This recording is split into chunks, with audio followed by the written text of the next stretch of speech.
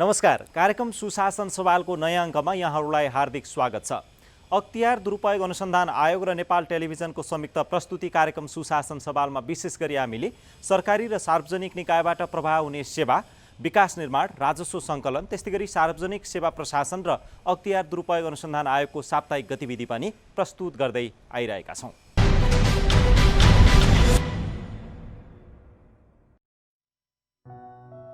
अख्तियार दुरुपयोग अनुसन्धान आयोगले 2077 साल भदौ 25 गते सङ्घीय आयोजना कार्यान्वयन इकाइ विराटनगरका तत्कालीन senior divisional engineer CD Kashi Prasad Gupta उप विशेष अदालतमा आरोपपत्र दायर गरेको छ।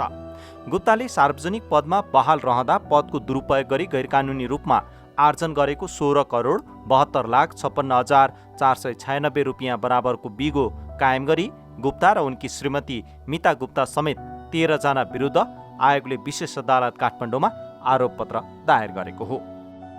आयोगले 2077 साल भदौ 25 गते सेवाग्राहीसँग लिएको घुस रकमसहित नेपाल खानेपानी संस्थान पोखरा शाखामा कार्यरत प्रशासन सहायक कृष्णहरि वाग्लेलाई नियन्त्रणमा लिएको छ।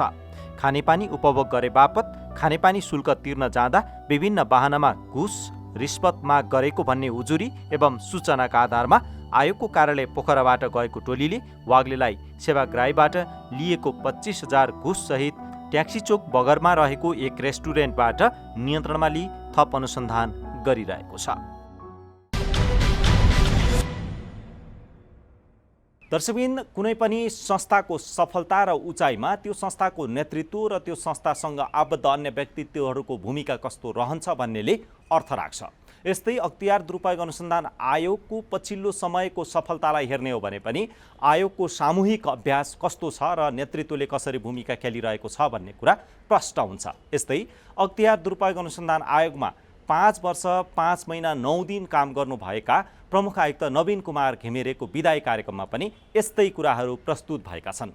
नेपालको निजामती सेवामा करिब 37 वर्षभन्दा लामो अनुभव प्राप्त गर्नुभएका अख्तियार प्रमुख नवीन कुमार घिमिरे पछिल्लो समय आयोगको प्रमुख आयुक्तमा रहेर काम गरिरहनु भएको थियो।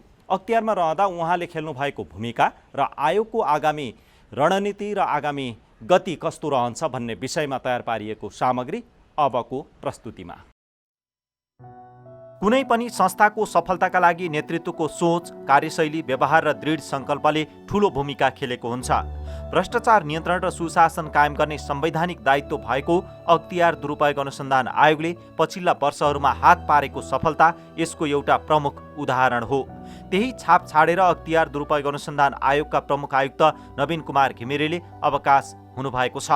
अवकाश पाउनु अघि 2077 साल भदौ 28 गते आइतबार आयोगको कार्यालयमा आयोजित विशेष समारोहमा प्रमुख आयुक्त घिमिरेको विदाई गरिएको थियो। 2075 साल असोज 4 गते प्रमुख आयुक्त नियुक्त हुनुभएका नवीन कुमार घिमिरे 2077 भदौ 28 गते 65 वर्षे उमेर हदका कारण आयोगको प्रमुख आयुक्तबाट अवकाश हुनुभएको छ। 2071 साल चैत्र 19 गते आयोगको आयुक्त पदमा नियुक्त हुनुभएका घिमिरेले 2074 साल फागुन 2 गतेदेखि कार्यवाहक प्रमुखका रूपमा कार्य गर्नुभएको थियो। यसैगरी नेपालको सार्वजनिक प्रशासनमा 37 वर्षभन्दा बढी अविच्छिन्न योगदान गर्नुभएका घिमिरेले आयोगमा रहेर करिब 5 वर्ष 5 महिना 10 दिन काम गर्नुभयो। नीति निर्माण र निर्णयको सबल क्षमता, सच्चा चरित्रवान, प्रभावकारी नेतृत्व सिप, स्पष्ट वक्ता र निर्भीक प्रशासकको छवि बनाउनु भएका घिमिरे सेवाका क्रममा विभिन्न मन्त्रालयको सचिव हुँदै गृह मन्त्रालयको सचिवबाट अवकाश हुनुभएको थियो।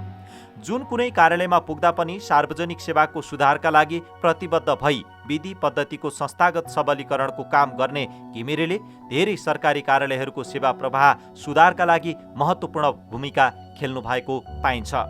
घिमिरेको सुशासन, राष्ट्रिय सुरक्षा, गृह प्रशासन, अनुसन्धान लगायतका विषयमा विज्ञता रहेको छ।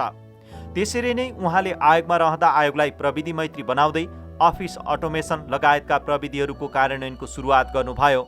उजुरी माथिको छानबिनलाई विश्वसनीय र व्यवस्थित बनाउने कार्यको थालनी समेत उहाँले गर्नुभयो। यसैगरी सुशासनका लागि नागरिक अख्तियार सम्बन्ध बलियो बनाउँदै सुशासन प्रवर्धनमा सहयोग पुर्याउन भ्रष्टाचार विरुद्ध नागरिक निगरानी संस्थाको स्थापना गर्ने अवधारणा अगाडि सार्नुभयो। जस अनुरूप 14वटा जिल्लामा अहिले नागरिक निगरानी संस्थाले काम गरिरहेका छन्। पछिल्ला 2 वर्षको उजुरीको संख्या, मुद्दा दायर र सफलता दरलाई हेर्दा पनि आयोगको उपलब्धि र सफलतामा अवकाश प्राप्त प्रमुख आयुक्त घिमिरेको भूमिका महत्त्वपूर्ण रह्यो भन्ने प्रश्न हुन्छ। उहाँको कार्यकालमा भ्रष्टाचार सम्बन्धी 800 भन्दा बढी मुद्दाहरू विशेष अदालतमा दर्ता भएका थिए, जुन आयोगको 30 वर्षीय इतिहासकै महत्त्वपूर्ण उपलब्धि थियो। कर्मचारीहरूमा व्यावसायिकताको विकास, अन्य निकायसँगको सहकार्यलाई बलियो बनाउन घिमिरेले खेल्नु भएको भूमिका महत्त्वपूर्ण मानिन्छ। यसैबीचमा आयोगका विभिन्न कार्यालयहरूको भवन निर्माणका कामको थालनी भई निर्माण सम्पन्नको चरणमा रहेका छन्। अनुसन्धान पद्धतिलाई विश्वसनीय र भरपर्दो बनाउन इन्जिनियरिङ ल्याब तथा फरेन्सिक ल्याब स्थापनाका साथै संस्थागत सुदृढीकरणको काम पनि भएका छन्। समयअनुसार आयोगले भ्रष्टाचार नियन्त्रण र सुशासन प्रवर्धनका विभिन्न उपायहरू अवलम्बन गर्दै सबल नीति निर्माण र कार्यान्वयनका साथै पद्धतिको विकासमा उहाँले सधैँ जोड दिनुभएको थियो। उमेर हदका कारण भदौ 28 गते आयोगको प्रमुख आयुक्तबाट अवकाश हुनुभएका घिमिरेले आयोगमा परेका उजुरी उप विधि, प्रक्रिया र पद्धतिका आधारमा छानबिन हुने गरेको बताउनु भएको छ। उहाँले आयोगलाई प्राप्त संवैधानिक अधिकारको सीमामा रहेर आयोगले आफ्नो जिम्मेवारी पूरा गरिरहेको स्पष्ट पार्नुभयो। आयोगमा परेका उजुरीहरू उप प्रारम्भिक रूपमा वैज्ञानिक तवरले हेर्ने सचिवको अध्यक्षतामा स्क्रिनिङ समितिलाई सक्रिय पार्न भूमिका खेल्नु भएको थियो भने अनुसन्धान अधिकृतहरूले अनुसन्धान पूरा गरेपछि त्यसको गुणस्तरीयतालाई सुनिश्चित गर्नका लागि पूर्णता परीक्षण समितिलाई पनि सक्रिय तुल्याउने काम भएको थियो, जसले आयोगको अनुसन्धान पद्धतिलाई अझ बलियो बनाउन मद्दत गरेको छ। हामी सञ्चार क्षेत्रमा र बाहिर आएका विषयहरूबाट निर्देशित चाहिँ हुँदैनौँ, त्यसलाई सूचनाको रूपमा ग्रहण गर्ने हौँ। हामी सीमाविहीन छैनौँ, सीमाभित्र छौँ। त्यो सीमाभित्र रहेर हामीहरूले चाहिँ स्थापित प्रक्रिया कानुनको परिधिभित्र आफूलाई चाहिँ निर्देशित गराएर हाम्रो कार्य सम्पादनबाट प्रक्रियालाई त्यही अनुसार प्रभावित गर्ने हो, सम्प्रेषित गर्ने हो र परिणाम एउटा सार्थक परिणाम प्राप्त गर्ने हो। बाहिर कसैले गरिदिएको छानबिन र त्यसको निष्कर्षलाई नै आयोगले मान्यो भने त यहाँको आयोगको जुन संवैधानिक दायित्व छ त्यो नै गौण हुन्छ र यहाँको अनुसन्धानको कुनै अर्थ पनि रहँदैन। त्यसैबाट निर्देशित डिक्टेट भएर चाहिँ हामी गर्न थाल्यौँ भने एउटा स्वतन्त्र निकाय, संवैधानिक निकायको रूपमा अख्तियार दुरुपयोग अनुसन्धान आयोग रहनुको अर्थ पनि हुँदैन। त्यसलाई सूचनाको रूपमा, रेफरेन्सको रूपमा ग्रहण गरेर आयोगका आफ्नै स्थापित प्रक्रिया छन्, त्यो प्रक्रियालाई फलो गर्ने हो। त्यही हुनाले सबैप्रति, म प्रति जति पनि जस अब जस जे आएका छन्, जस जति हामी सबै बाँडेर ल्याउँ। अघि नै मैले निवेदन गरेँ, अब जस जति सबै यही नवीन घिमिरे एक्लै बोक्नका लागि तयार छु, म बोक्छु। विश्वभर फैलिएको कोरोना भाइरसका कारण पछिल्ला केही महिना आयोगका काम कारबाही प्रभावित बने पनि आयोगले आफ्नो जिम्मेवारी पूरा गरेको उहाँको दाबी थियो। उहाँले आयोगप्रति आम नागरिकको आकांक्षा धेरै रहेको भन्दै नागरिकका आकांक्षा पूरा गर्दै अगाडि बढ्नु आयोगका लागि चुनौती रहेको बताउनुभयो। आयोगको विकल्प अझै बलियो आयोग, सक्षम र व्यवस्थित अख्तियार दुरुपयोग अनुसन्धान आयोग रहेको भन्दै घिमिरेले आयोगलाई थप सुदृढ, सशक्त, व्यवस्थित र गतिशील बनाउँदै लैजानुपर्ने आवश्यकता औल्याउनुभयो। जनताका आकांक्षाहरू असीमित छन्, यो आयोगप्रतिको अपेक्षा पनि ठुलो छ। तर त्यो अपेक्षालाई हामी कति पुरा गर्न सक्छौँ? हाम्रो आफ्ना, अघि पनि मैले निवेदन गरेँ, हामी सीमाविहीन छैनौँ, हाम्रा आफ्ना सीमाहरू छन्। सीमाभित्र हाम्रा दायित्वहरू पनि बाँधिया छन्। त्यो दायित्वको निर्वाह भनेको हाम्रो आपसी विश्वास र सद्भावले मात्रै कुनै पनि संस्थालाई जीवन्तता प्रदान रहन सकिन्छ भन्ने मलाई लाग्दछ। त्यो बिचमा कतै पनि शङ्काको सानो मात्रै घुन पस्यो भने संस्थामाथि नै धमिरा लाग्ने, संस्थाको जुन जग छ त्यो जग नै हल्लिने अवस्था पनि सिर्जना हुनसक्छ। त्यो बाटोमा हाम्रो सचेतता र सतर्कता त्यत्तिकै जरुरी छ भन्ने मलाई लाग्दछ। त्यसका लागि म विनम्र आग्रह गर्न चाहन्छु र भोलिका दिनमा एउटा नागरिकको हैसियतले होस् अथवा जुनसुकै प्रकारले होस्, यहाँहरूको व्यक्तिगत रूपमा यहाँहरूलाई गर्न सक्ने मैले कुनै पनि सहयोग भयो भने त्यसका लागि म खुसी नै हुनेछु र मेरो उत्सुकतापूर्वक प्रतीक्षारत पनि रहनेछु। र मैले बारम्बार भनिआएको विषय हो, अख्तियार दुरुपयोग अनुसन्धान आयोगको विकल्प भनेको अझ बलियो, अझ सक्षम र सुदृढ अख्तियार दुरुपयोग अनुसन्धान आयोग नै हो। त्यो भने त्यसको अर्को विकल्प छैन यो आयोगको। यो आयोगले अझ जीवन्त बनाएर, अझ सक्रिय बनाएर, अझ जागरुक बनाएर यो मुलुकमा सुशासनलाई स्थापित गर्ने सन्दर्भमा कसरी सुदृढ रूपमा अगाडि बढाउन सकिन्छ, सबैभन्दा ठुलो चुनौती हाम्रो लागि त्यही नै हो भन्ने मलाई लाग्छ। त्यसका लागि म सबैमा हार्दिक शुभकामना दिन चाहन्छु। कार्यक्रममा आयोगका कार्यवाहक प्रमुख आयुक्त डाक्टर गणेशराज जोशीले आयोगका कामलाई सुशासन प्रवर्धन र भ्रष्टाचार नियन्त्रणमा थप केन्द्रित गर्दै जाने प्रतिबद्धता जनाउनुभयो। उहाँले आयोगको संस्थागत दिगो विकास सँगसँगै कर्मचारी र आयोग बीचको सम्बन्ध सुमधुर बनाउँदै आयोगलाई सफल बनाउने कार्यमा महत्त्वपूर्ण भूमिका खेल्नुभएका घिमिरेलाई धन्यवाद ज्ञापन गर्नुभयो। माननीय प्रमुख आयुक्तज्यूले यो आयोगलाई स्टेयर गर्नुभयो, लिड गर्नुभयो र यहाँका काम कारबाहीहरूलाई चाहिँ अलि व्यवस्थित गर्ने काम चाहिँ भयो। उपलब्धि मेजर एउटा व्यक्ति विशेषमा आधारित होइन कि संस्थाको मेमोरीमा रहने हामीले विधि पद्धतिहरू, खास गरी नियमावली, कार्यविधि, दिग्दर्शन लगायत धेरै विकास गरिएको छ र त्यसले आएको काम कारबाहीमा सहजता पनि भएको छ। त्यस कारणले यो ठुलो उपलब्धि हो। मलाई लाग्छ अब एउटा परिवारको मूलीको रूपमा सरले काम गर्नुभयो र हामी सबैको साथ सहयोग रह्यो, जुन सरले पनि भर्खर भन्नुभयो। त्यस कारणले हामीलाई सर्टेन विधि पद्धतिले गाइड गरेको छ। इन्टेन्सनल कसैप्रति पनि पूर्वाग्रह राखिएको छैन काम कारबाहीमा। तथापि कहिलेकाहीँ सानातिना ल्याप्सेसहरू पनि हुन सक्छन्। त्यस कारणले हामीले गरेको काम त्यसको जस माननीय प्रमुख आयुक्तजीले मात्रै होइन, हामी सबैले सामूहिक रूपमा लिनुपर्दछ। अब आयोगको मात्रै पूर्ण जिम्मेवारी त होइन, सम्बन्धित निकायहरूले आफ्नो कार्य जिम्मेवारी समयमै गरिदिने, कारबाही गर्नेलाई कारबाही गरिदियो भने हाम्रो आधै काम सकिन्छ। 1848वटा रुकुडा आयोजनाहरूको, विकास निर्माणका आयोजनाहरूको हामीले हेर्नुपर्ने थियो र, तर त्यसले केही सकारात्मक सन्देश पनि दियो। हामीले 1 वर्षपछि हेर्दा हामीले चाहिँ 75 असोज कार्तिकतिर हामीले चाहिँ त्यो कामकार अलिकति विश्लेषण गरेका चाहिँ थियौँ। त्यसको 1 वर्षपछि हेर्दाखेरि अन एभरेज 35% काम भएको पछि गएर एबभ 80 भयो अन एभरेज। त्यो के आयोगको सक्रियताले उपलब्धि भएको होइन र? त्यस कारणले कति उजागर नभएका कुराहरू छन्। मैले त एउटा उदाहरण साङ्केतिक रूपमा मात्रै दिएँ। त्यस कारणले यो काम यसरी गर्नुपर्छ हामीलाई गाइड गर्ने प्रमुख आयोजीले नै हो सम्पूर्ण कामको लागि। त्यस कारणले यो सब गाइडेन्स र आयोगको यो संवेदनशीलतालाई बुझी यसलाई व्यवस्थित गर्ने काममा जुन योगदान रह्यो, लिड गर्नुभयो, त्यसको लागि माननीय प्रमुख आयोजीप्रति हार्दिक आभार प्रकट गर्न चाहन्छु। आयोगले विगतका अभ्यासको अनुभवबाट आगामी दिनको बाटो तय गर्ने भन्दै आयोगको सक्रियताका कारण धेरै क्षेत्रमा सकारात्मक प्रभाव देखिएको स्मरण उहाँले गर्नुभयो।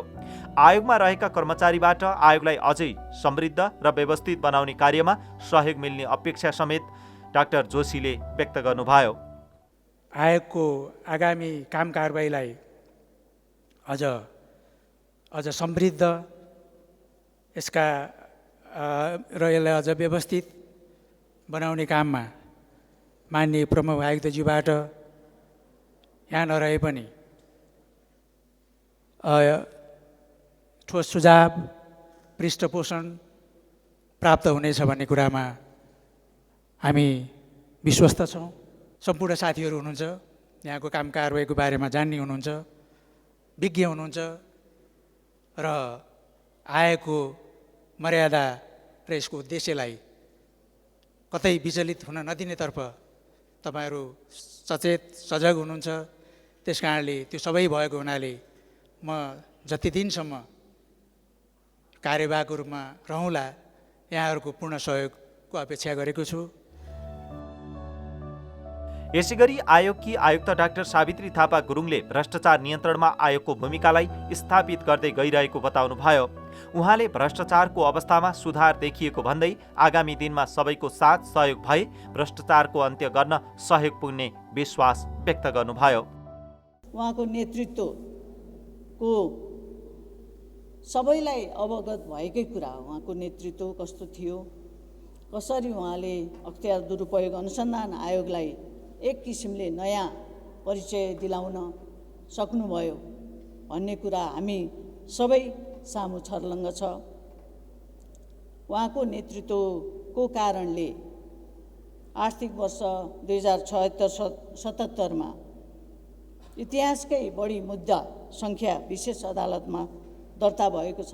क्रमशः दुई आर्थिक वर्षमै इतिहासकै सबभन्दा बढी मुद्दा दर्ता भएको छ भने स्टिङ अपरेसन पनि गत वर्ष पनि यसको उल्लेख्य मात्रामा मुद्दा गयो स्टिङबाट भने यस वर्ष पनि प्रशस्त स्टिङ अपरेसन भयो उहाँको नेतृत्वमा।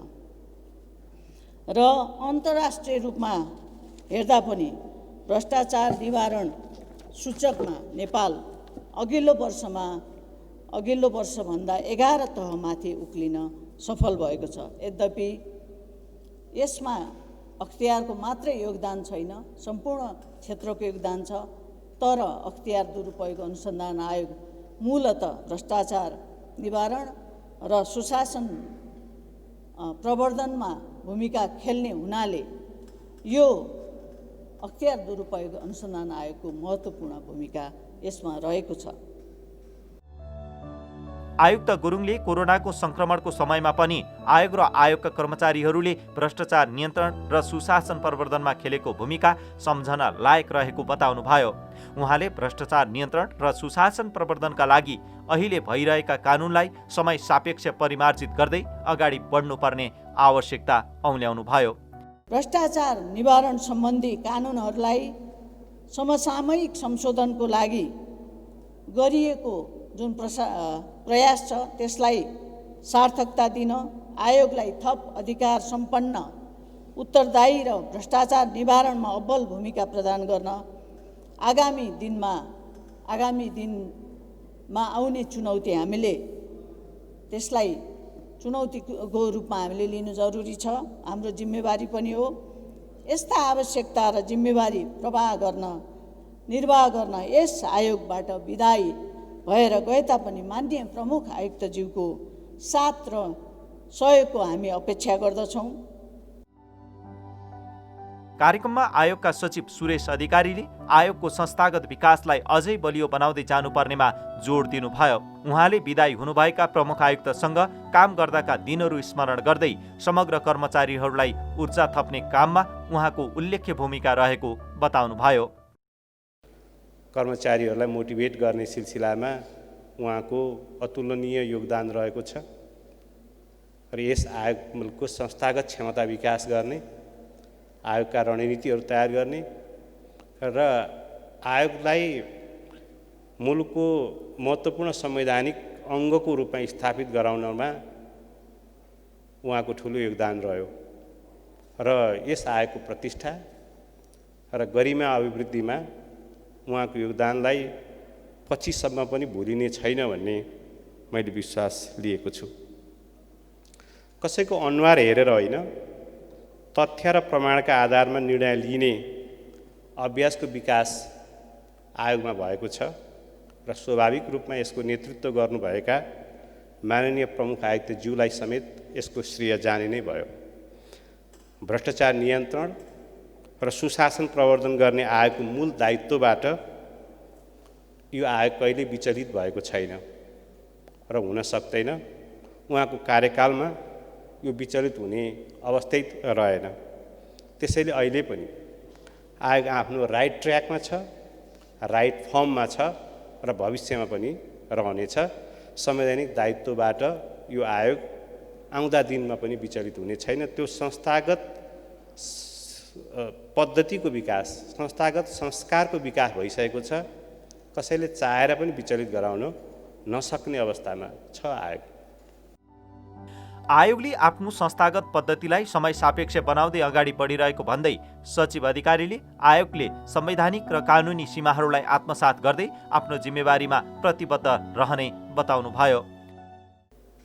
कतिपय अवस्थामा मान्छे 100% पर्फेक्ट हुन सक्दैन। एच ए सिमोन भन्ने विद्वानले त्यसैले होला बाउन्डेड रेसनालिटी भन्ने सिद्धान्तको प्रतिपादन गरेका छन्। विवेकशीलताको पनि केही सीमाहरू हुन्छन्। मान्छेले चाहेर मात्रै पनि हुँदैन, यसका वातावरणीय पक्षहरू हुन्छन्। हामी एउटा राजनीतिक, आर्थिक, सामाजिक, प्रशासनिक वातावरणबाट जेलिएका हुन्छौँ। त्यही इन्भाइरोमेन्टल फ्याक्टरको कारणले कहिलेकाहीँ विवेकशीलतामा समस्याहरू आउन सक्छन्। कहिलेकाहीँ पर्सनल नलेजको कारणले, स्किलको कारणले, पर्सेप्सनको कारणले पनि विवेकशीलतामा कमी आउन सक्छ र त्यस्तो बेलामा राइट डिसिजन नहुन पनि सक्छ। तर यो सिद्धान्तलाई पनि, यो विवेकशीलताको सीमालाई पनि माननीय प्रमुख आयुक्तज्यूको नेतृत्वमा रहेको आयोगले मिनिमाइज गर्यो, अथवा धेरै वातावरणीय प्रभावहरूबाट निर्देशित भएन। आयोग आफ्नै संवैधानिक र कानुनी सीमाहरूलाई यसले बुझ्दै कार्य सम्पादन गर्यो। आयोगका स्पष्ट मापदण्डहरू छन्, निर्देशिकाहरू छन्, विधि पद्धति छ। भ्रष्टाचार विरुद्धको निर्णय लिने विषयमा, भ्रष्टाचार सम्बन्धी विषयमा, अभियोजन गर्ने सम्बन्धी विषयमा, अनुसन्धान गर्ने सिलसिलामा प्रष्ट मार्गदर्शनहरू, निर्देशिकाहरू बनेका छन् अथवा एउटा संस्थागत अभ्यासको विकास भएको छ र आयोगले यसैलाई टेकेर नै आफ्नो कार्य सम्पादन गर्ने गरेको छ। यसैले माननीय प्रमुख आयुक्तज्यूले जति समय आफ्नो नेतृत्व गर्नुभयो, आयोगको नेतृत्व गर्नुभयो, आयोगको गरिमालाई उच्च राख्ने, मर्यादाहरूलाई अझै राम्रो बनाउने, यो आयोगको संस्थागत सुदृढीकरण गर्ने र यहाँ कार्यरत सबैको मनोबल उच्च राख्ने दिशामा उहाँको ध्यान केन्द्रित रहेको थियो। आयोगका प्रमुख आयुक्त नवीन कुमार घिमिरेको विदाईसँगै आयोगको कार्यवाहक प्रमुखका रूपमा डाक्टर गणेशराज जोशीले जिम्मेवारी सम्हाल्नु भएको छ। प्रमुख आयुक्त र आयुक्तसहित 5 जना पदाधिकारी रहने व्यवस्था भए पनि अख्तियार दुरुपयोग अनुसन्धान आयोगमा अहिले 1 प्रमुख आयुक्त र 2 जना आयुक्तको पद रिक्त रहेको छ।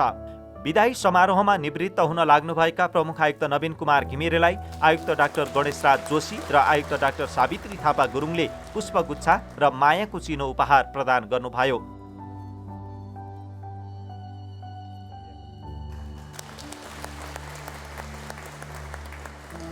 सो अवसरमा प्रमुख आयुक्त घिमिरेलाई आयोगका सम्पूर्ण कर्मचारीहरूको तर्फबाट आयोगका सचिव सुरेश अधिकारी, महाशाखा प्रमुख एवं आयोगका कार्यालय प्रमुख एवं आयोगमा कार्यरत विज्ञहरूले पुष्पगुच्छा र शुभ शब्दसहित विदाई गर्नुभएको थियो।